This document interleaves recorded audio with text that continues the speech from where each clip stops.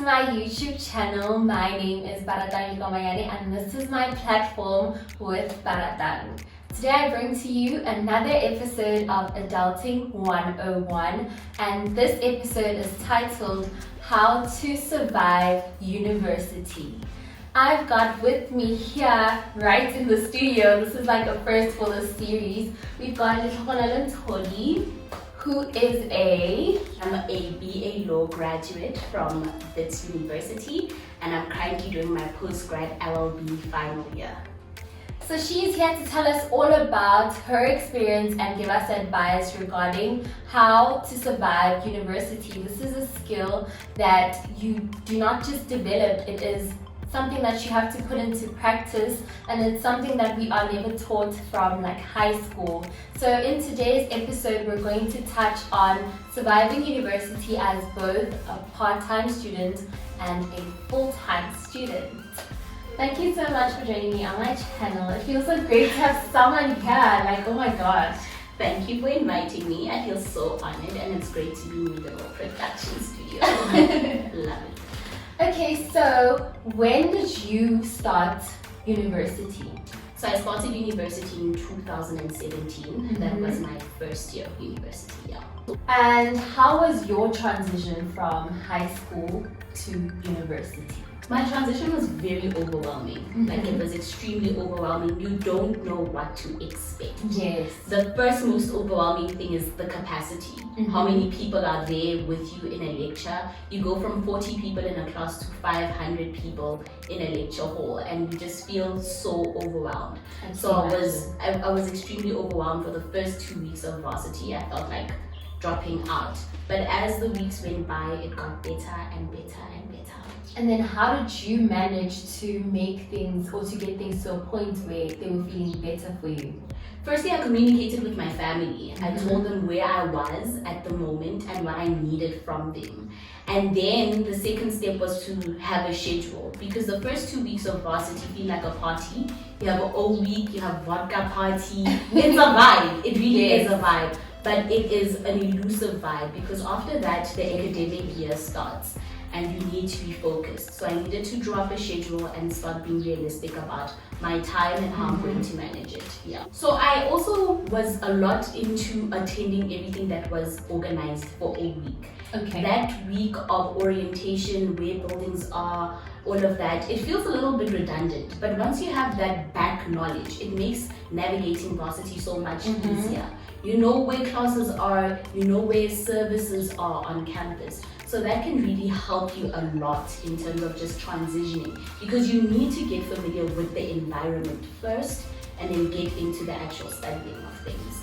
Okay, so coming from high school, you were doing your BA in law and English degree. Yes. And now you're no longer this little girl who's like in high school in a very small environment where you are basically, well, in comparison to university, you are basically spoon-fed. Yes. How did you survive university? Because now you are pursuing your postgraduate.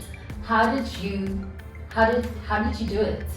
So I started off by managing my time, and I had a lot of discipline. That was the first thing that you need to cultivate. And I think everybody gets a little bit scared by the word discipline. It means you have to be rigid. No, you just need to know how to prioritize, which was the most important thing for me. So I started off by prioritizing class, because I found that a lot of people were falling off the bandwagon from the 2 weeks of a week. So from there, I was like, you know what, no, let me cultivate a spirit of discipline. I have class at 8 a.m. on a Monday. I have class at 12 on a Friday. So I had to be rigid in that, because I believe I'm a in-class kind of student. I'm a contact learner. So I needed to know I have to be in class and I have to follow up and do notes as well. Yeah. So what about the self-awareness? Like, how did you discover what type of a learner you are? So I started off by being honest with myself. It's very easy to mimic work ethic when you get to varsity. Definitely. Because you all here and everyone wants to go to the library. We all want to look like varsity students. Yes. We all want to go to the library. So I started off by being honest with myself. I'm an early bird. I'm not a night owl. So that is advice I would give. be familiar with who you are. Are you most productive during the day, or are you most productive at night?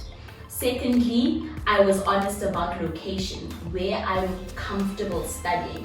The library is great, but it can get a little bit overwhelming looking at everybody look like they actually have their things together and you don't really understand, especially in first year where you're confronted with different work, different words.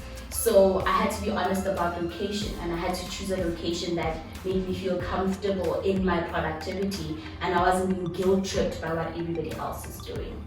So now studying is a lot more different because we literally entered a pandemic which changed our lives forever. And now everything has moved towards online. As now the new students who will be adapting fully to this online thing, how can they survive being a full-time student? So I'd still recommend that you get to know the type of person you are. That doesn't change at all. But if you're in a location like at home, I suggest that you are honest with your family about you being an online student, how you're going to mitigate and navigate things like chores, and also your location at home. Make sure that you've got a space where you can be productive, or alternatively outside where you can be productive and still get your work done, because being in a house full of people is not very conducive for you to study. So start off by realizing who you are and then choosing your location, because those two things really do affect how you study. And what if you are not staying at home, you are staying in a student's accommodation or by yourself? Student accommodations are great because they allocate study areas for you. So if you're somebody like me who can't study where there is a bed, then you can really alternate and go to the study area that is designated for you at the student accommodation. And for somebody who lives by themselves in student accommodation, please incorporate meal prepping into your daily life. She is the queen of meal prepping. Meal prepping is important because it takes up a chunk of your time to actually be thinking about what you're eating and preparing it. If you can just prepare your essentials, your starch or your protein for the week, it really does help you not feel as overwhelmed, and eating is important when you're studying. So as a full-time student, these tips are practical, right? So for someone who is a full-time employee, could also be a full-time parent. Yes. How do they go about managing being a part-time student? So with part-time students who are also either full-time parents or employees, you need to be honest about the fact that you're working, first of all, with your employer. You need to tell them that I am working, but I'm also a part-time student. Everybody needs to be aware. If you are a parent, you need to tell the support system around you that while this is my responsibility, this is my child, I'm going to need extra support. Yes. And then how do you also manage taking advantage of your free time? Your free time is so just like I said for the full-time student, you need to get to know whether you're a morning or an evening person. That is the most important That is so important. You capitalize so much in knowing when you are at your optimum best as an individual. So are you a morning or an evening person? Because in the times that you're a morning person, you can wake up earlier, get some work done before you go to work, get some studying done. If you're an evening person, then you know that after work you can knock off and then get some studying done. And weekends are important. Your weekends look different to anyone else who's either a full-time employee or a full-time student. They get to use these to relax. You have to use these to actually gain as much knowledge and cut up on the time that you would be using during the week. So it's all about capitalizing for people who are in that particular situation. So what about the unintended free time? How do you then capitalize on that? So with unintended free time, you can travel with your academics with you, which is what many other full-time employees do. They make sure that in the event that there's a cancelled meeting, I can slot in some work. And now that studying has transitioned online, it's much more easier to access your academic material. So definitely be on the loop with your free time and always capitalize that time and just sneak in a chapter or two. Okay, and then one thing that people do not get right, is that you cannot do everything all the time. And I know that you always emphasize the importance of resting. Yes, resting is important.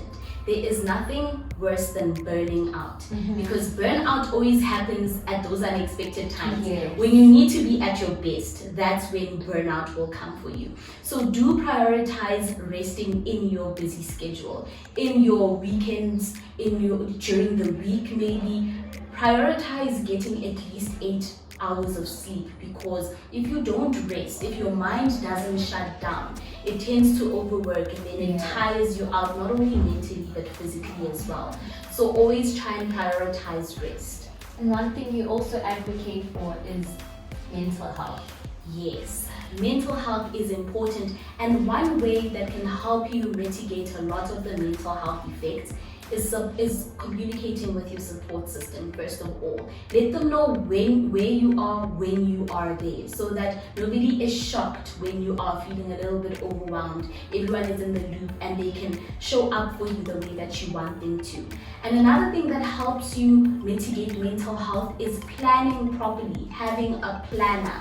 Take full advantage of your academic resources as and when the year starts. Yes. They send you things like course packs, course outlines, academic guidelines, which have preliminary dates and times that are set on there. So you can get yourself one of those planners and start slotting whichever days in, so that you are preparing yourself before the fact, and you know that on these weekdays or on these weeks I'll have to be studying, so that you are a bit more prepared. That is such great advice. I don't think people actually realize that procrastination can contribute to your mental health. It does a lot, a great deal. If you would like to connect with Letlhogonolo, you can find her on Instagram at Letlhogonolo_N. She has such amazing posts that are so useful, and one of them are giving people access to bursary information. Yes. Tell us more about that. So I do some informative slides on Instagram now and again, just so that people can be prepared. And this one is for applying for anything, either varsity or bursaries, all the documents you will need on hand, as well as small things that you'd never think of. Having your things constantly certified when you're hunting for a bursary, as well as how your email format should look and your motivational letter. So those are things that I do and rehash as the year goes on, so that people have constant access to them. Okay, and for the closing of this video, you would like to share one of your quotes of Question Friday. Yes. So one of my quote of Question Fridays are fortune favors the prepared mind, especially for this segment of adulting, where you're going to need to manage your time, you're going to need to always be on the pulse, and your mind needs to be prepared for everything that happens in that time. So fortune favors the prepared mind is the quote of Question Friday. Another quote of Question Friday I would like to add is one about when vision meets work ethic. And I think this one is important because you all need to remember your why when you go to varsity. We are all there for different reasons. Some are there because a degree unlocks your trust fund, and others are there because they are going to be the breadwinners of their family. Yes. So always keep your vision in mind, and always make sure that your work ethic matches that, because that will be important. Check out her Quotes or Question Friday. She is so consistent. She is literally a consistent queen. Every Friday morning, it literally wakes me up.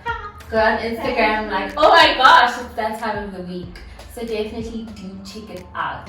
Such wisdom from this tiny person. Thank you, ma'am. Okay, and we have reached the end of our interview. It's been a blast having you on my channel, having you in person. This feels so real. Thank you for having me.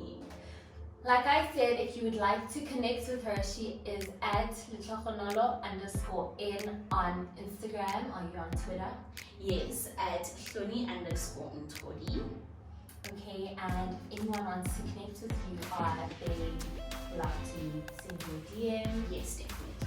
Okay, so you may definitely send her a DM and she will assist you. As you can see, she is part of the Lawfluencer squad. Yes. Thank you so much for watching this video. I will definitely leave her social media accounts in the description box. Thank you for watching. Please don't forget to like this video, to comment, to share, and to subscribe to my channel. Also to connect with me on my social media platforms. It is @Baratang on Instagram, Facebook, and on Twitter. Thank you so much for reaching the end of this interview. I will see you again next week in another video. Don't forget to take care of yourself.